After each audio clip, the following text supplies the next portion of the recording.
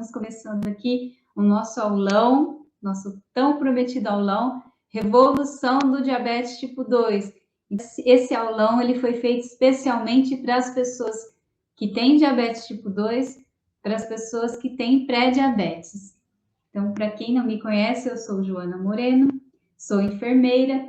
Então, seja muito bem-vindo, seja muito bem-vinda ao evento Revolução do Diabetes Tipo 2.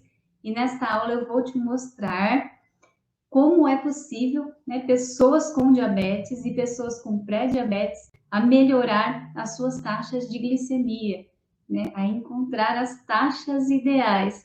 Então, para que a gente possa entender também o que são taxas ideais, a gente vai fazer uma retrospectiva no tempo, né, entendendo a evolução no tratamento do diabetes, né, até os dias atuais, né, porque o entendimento das taxas ideais é tão importante para o domínio do diabetes. Então, para que você consiga aí esse tão sonhado desejo de dominar as taxas de diabetes, não sofrer mais com diabetes descontrolado. Então, é possível a gente dominar o diabetes, é possível a gente controlar essas taxas de açúcar e até mesmo reverter o diabetes tipo 2, né? Só para que vocês possam entender, o diabetes tipo 2 é aquele que acomete geralmente as pessoas na faixa dos seus 45 anos, pode ser que apareça antes, mas é um problema, uma deficiência que o pâncreas tem em produzir a insulina. Isso não quer dizer que o pâncreas não produz nada de insulina, diferente do tipo 1, que geralmente o tipo 1, as pessoas são dependentes do uso da aplicação de insulina. Tem pessoas que têm diabetes tipo 2 e que fazem o uso da insulina também, mas não são totalmente dependentes. Muitas pessoas com diabetes tipo 2 não fazem o uso da insulina, tomam somente medicação oral, comprimido, certo? E para a gente lembrar também que quem tem pré-diabetes, que é um estágio que antecede o diagnóstico do diabetes, é possível evitar chegar no diagnóstico do diabetes. É possível evitar que esse pré-diabetes evolua para um diabetes com cuidados. Está vendo a importância da gente ter o conhecimento? Então, isso é possível? É possível. Eu vou contar aqui para vocês o caso da Ângela. A Ângela, ela se descobriu com diabetes tipo 2, né? No início, ela fazia o uso da medicação oral, foi fazendo o tratamento, até um ponto que ela chegou de ter que fazer o uso da insulina. Quando ela começou a ter que fazer as aplicações de insulina, ela disse o seguinte: eu vou dar um basta para isso. Eu vou dar um basta para essa questão de ter que ficar dependente da insulina. Então, ela começou a mudar os hábitos dela, né? Hábitos alimentares, hábitos de fazer atividade física, porque ela não praticava. Então, somente com essas mudanças de hábitos, a alimentação, que é uma mudança chave para quem quer dominar o diabetes, realmente ela faz toda a diferença. E a atividade física, e usando a medicação oral, ela conseguiu parar de fazer o uso da insulina, né? Ela ficou somente com a medicação oral. Então, para a gente entender que isso é possível, e tem pessoas que muitas vezes acaba reduzindo a quantidade, até mesmo de comprimidos. Isso é muito bom quando a gente consegue reduzir a medicação, que isso é um desejo também das pessoas aí que vivem com diabetes, certo? Pessoas com pré-diabetes muitas vezes nem precisam fazer uso nenhum de medicação, somente com mudança de estilo de vida. Então, para a gente começar aqui, eu vou falar um pouco sobre mim, sobre, né, como eu entrei nessa história aí do diabetes. Eu nasci em Ivaiporã, Paraná, sou paranaense. Com 10 anos de idade, eu me mudei para São Carlos, São Paulo. Então, sou um pouco como vocês, né, com relação ao diabetes. Por quê? Porque eu queria saber lidar com o diabetes, porque quando meu pai se descobriu com diabetes, eu ainda era criança, né? Tinha, eu acredito, meus 8 anos de idade, um pouco antes de eu me mudar para São Paulo. E a gente vivia, né? Tinha, eu acredito, as mesmas dificuldades que muitas pessoas trazem para mim hoje, que é a falta de um passo a passo, né, para os cuidados do diabetes, o esclarecimento de dúvidas, viver sem ter que lidar aí com as complicações do diabetes tipo 2, né? Eu vi muito meu pai passar por isso, crises de hipoglicemia, quando a glicemia ela baixa demais, quando a taxa de açúcar está muito baixa. Isso também não faz bem, a taxa muito baixa, ela prejudica. Crises de hiperglicemia, né, quando o açúcar ele está muito alto. Então, saber o que comer, quando a gente fala que a alimentação é uma questão chave, a gente também tinha essas dúvidas. Então, eu desde pequena já comecei a sentir na pele, né, o que era ter essas dificuldades quando a gente se descobre com diabetes. No caso, na minha família foi meu pai. Encontrei, né, uma maneira de resolver isso, né, fui crescendo com isso, com essas dificuldades, só que eu precisei crescer, passar pela fase da infância, da adolescência, vendo todos esses problemas, e eu fui estudar enfermagem, né? Fui fazer enfermagem porque eu queria ajudar o meu pai a dominar o diabetes dele, a controlar, a saber como que a gente fazia, até porque ele, quando ele se descobriu com diabetes, ele já estava com diabetes um pouco avançado, né? Já fazia anos, provavelmente, que ele tinha, e não fazia, né? Homens naquela época, principalmente, não gostavam de ir muito ao médico, não fazia os exames que eu falo que são tão importantes de prevenção. E quando ele se descobriu aí com diabetes, ele já tinha algumas complicações, né? Já começou a desenvolver algumas complicações no coração, nos rins.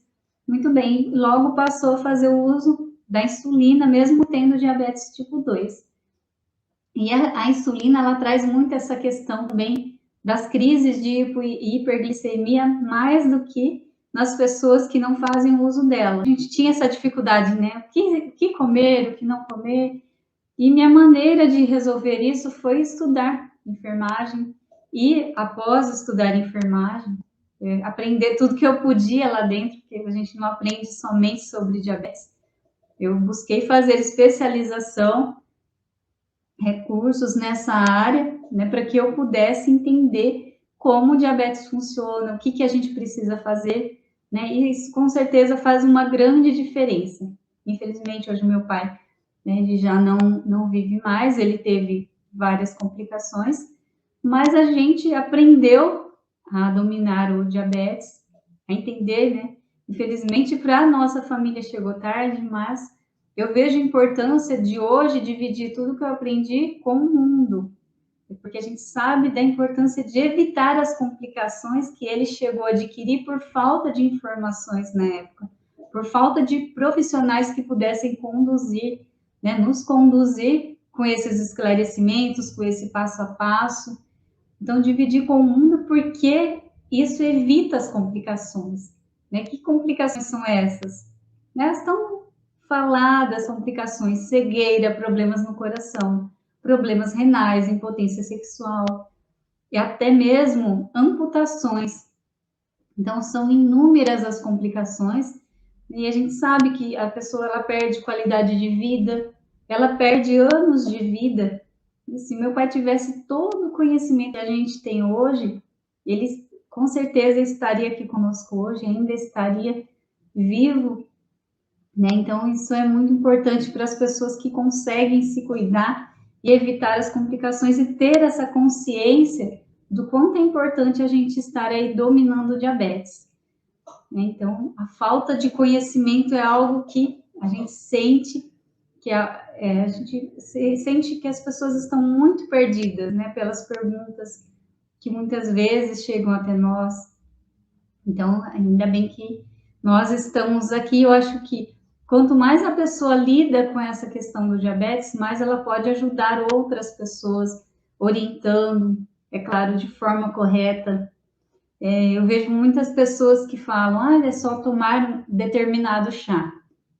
Mas quando eu falo de determinado chá, a gente tem que pesquisar se essa pessoa que vai tomar determinado chá, se ela não tem outra situação de saúde que pode causar uma complicação, né? Será que essa planta, esse chá que a pessoa vai tomar, dependendo da quantidade que ela tomar, não vai baixar muita pressão, não vai dar uma crise de diarreia, não vai dar enjoo nessa pessoa? Então, será que é uma pessoa que, se ela já tem pressão baixa e a gente indica determinado chá, esse determinado chá, ele pode, né, provocar esses sintomas. Então, é importante a gente também, quando recebe uma orientação, tome determinada coisa. Será que isso não vai fazer mal? Né? Será que não tem alguma contraindicação que, para minha situação de saúde, né, possa, de repente, sobrecarregar meu rim, sobrecarregar meu fígado? Se, de repente, essa pessoa já faz uso de outra medicação. Então, eu sei que muitas pessoas esperam, né, indicações de plantas, de chás. Existem realmente chás que ajudam no domínio do diabetes, mas eles não são milagrosos, né? As cápsulas que existem, que ajudam também a reduzir o diabetes, cápsulas naturais, existem, mas elas não fazem milagre se a pessoa também não tiver uma boa alimentação, não fizer exercício físico, né? Então, tudo isso faz diferença, né, quando a gente fala no domínio do diabetes. Então, por isso a importância da gente ser conduzido por alguém que saiba, né, não ficar pegando informações soltas aí em muitos comentários que a gente vê pela internet, certo? Então, eu vou entrar um pouquinho no conteúdo da nossa aula, que é falar sobre a evolução do tratamento do diabetes nos últimos 100 anos, isso mesmo. Então, para a gente entender como o tratamento ele evoluiu. Isso é muito importante, a gente ter esse entendimento para que eu possa falar um pouco das taxas ideais, que é o que vai fazer total diferença aí para que vocês consigam também dominar o diabetes.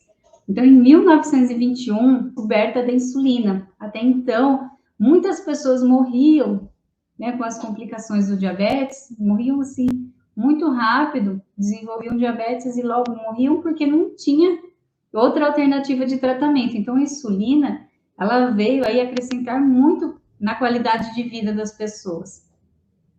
Então, a descoberta da insulina, ela transformou o diabetes mellitus até então, que era uma doença fatal, uma doença que matava, em uma condição crônica controlável. Então, hoje o diabetes é uma condição crônica que tem controle e dá para viver normalmente se a gente souber controlar.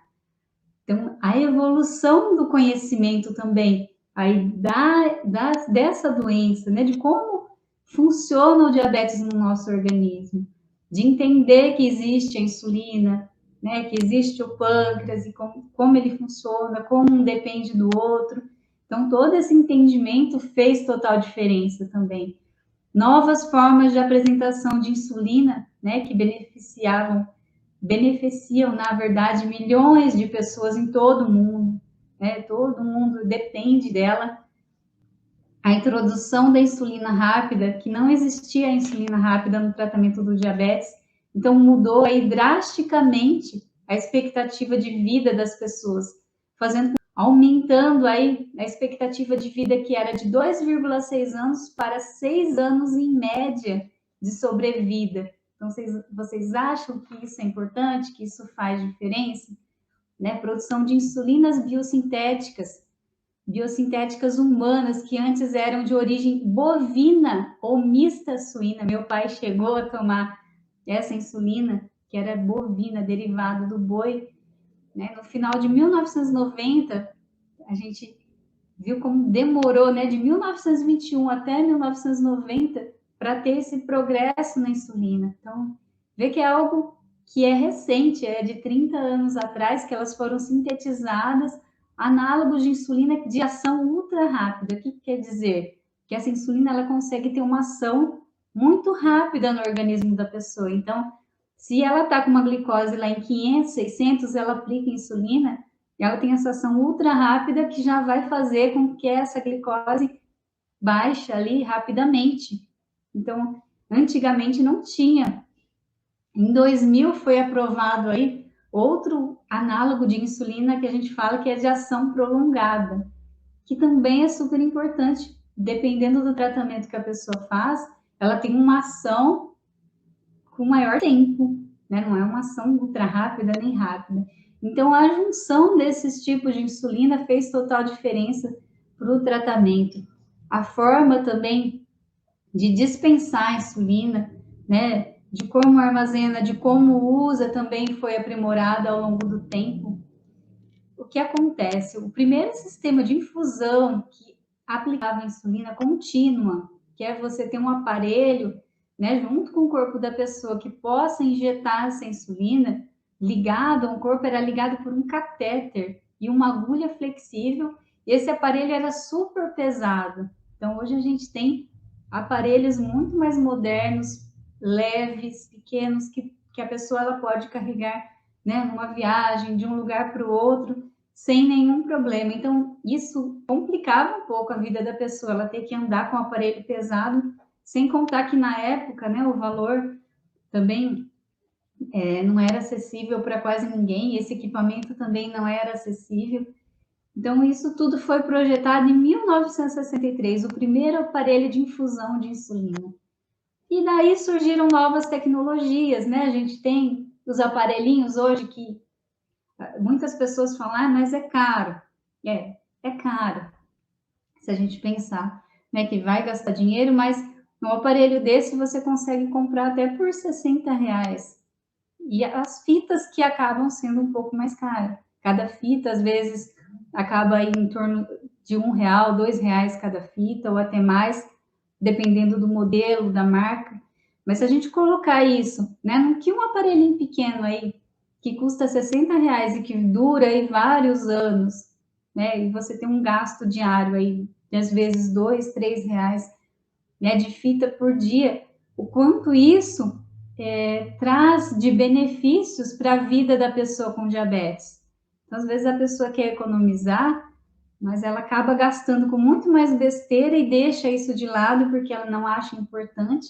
E lá na frente ela acaba gastando muito mais com remédio, porque ela acaba desenvolvendo muitas complicações, coração, e aí acaba gastando com remédios que são muito mais caros que isso, e acaba reduzindo expectativa aí de vida, né? A gente também teve a criação da insulina inalável, da insulina inalada.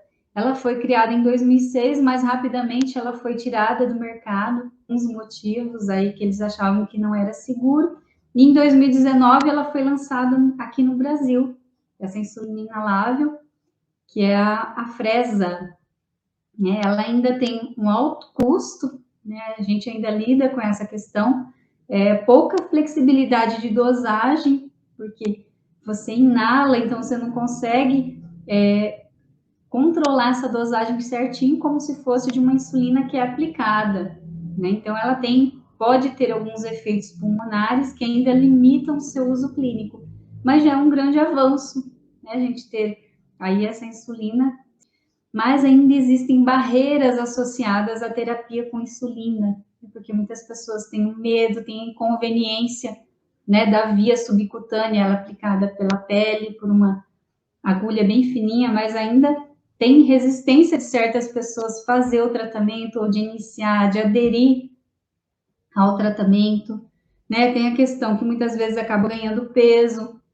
né? Os efeitos da hipoglicemia, que muitas vezes a glicemia baixa demais, né? Tem ainda os custos com as bombas de infusão, que ainda são muito caras, mas a gente torce para que em breve, em alguns anos, tudo isso aí evolua também, né? Que isso seja mais acessível às pessoas.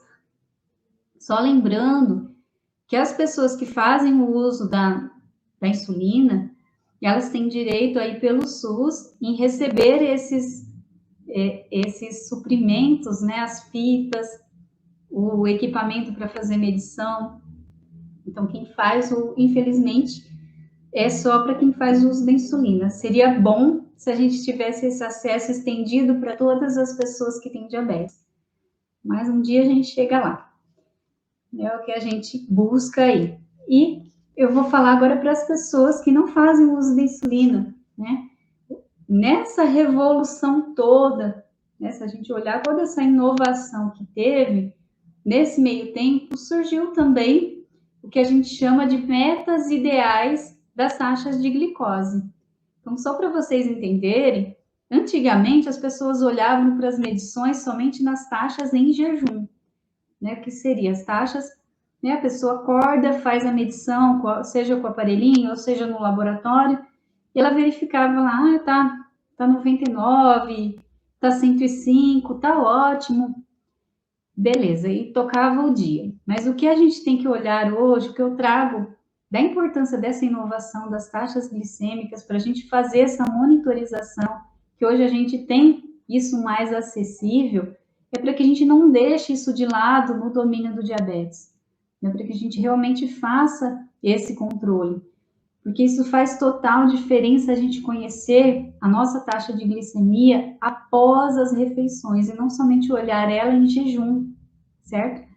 De preferência de 45 minutos após a principal refeição, né, que seria o almoço ou o jantar, caso a pessoa, né, ela tenha dificuldade de estar fazendo essa medição após o almoço, pode fazer após o jantar também, que é uma das principais refeições que a pessoa acaba comendo um pouquinho mais, de 45 minutos após a primeira garfada ou 2 horas após a primeira garfada, até esse tempo de 45 minutos, até 2 horas após a primeira garfada, que ela dá na principal refeição, ela já vai ter como referência o pico da glicose.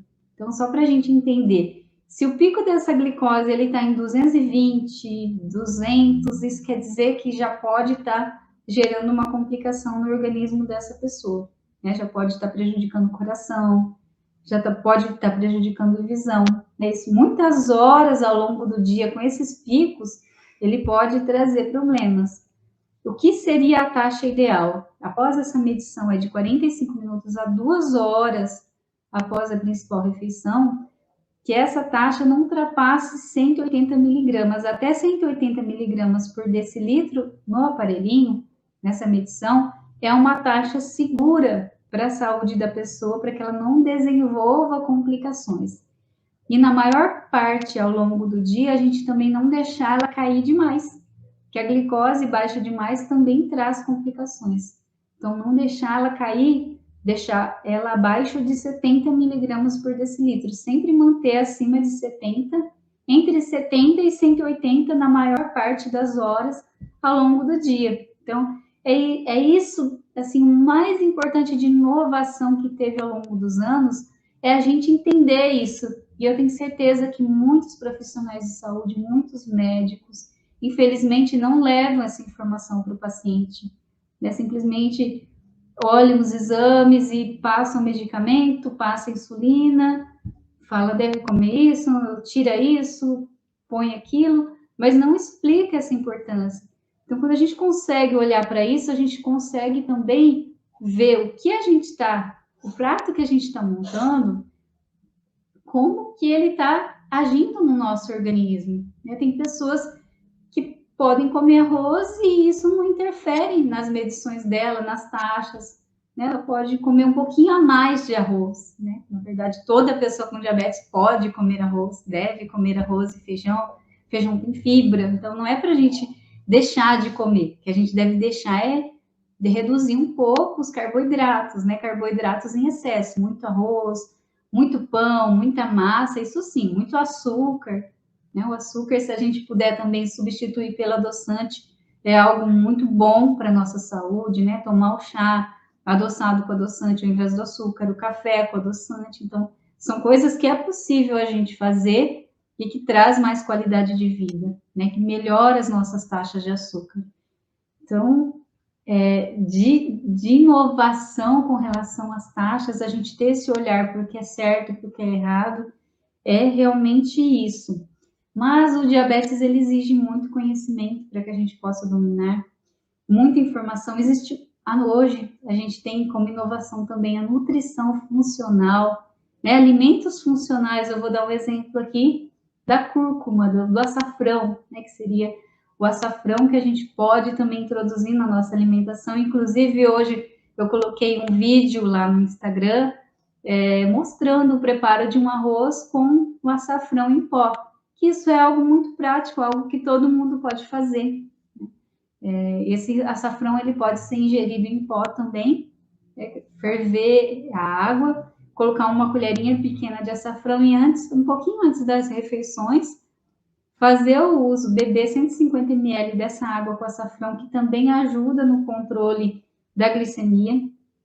A gente pode temperar um frango, fazer uma sopa com açafrão. Então, tem benefícios comprovados destes alimentos funcionais, da canela, do açafrão, do gengibre, né, do chá preto.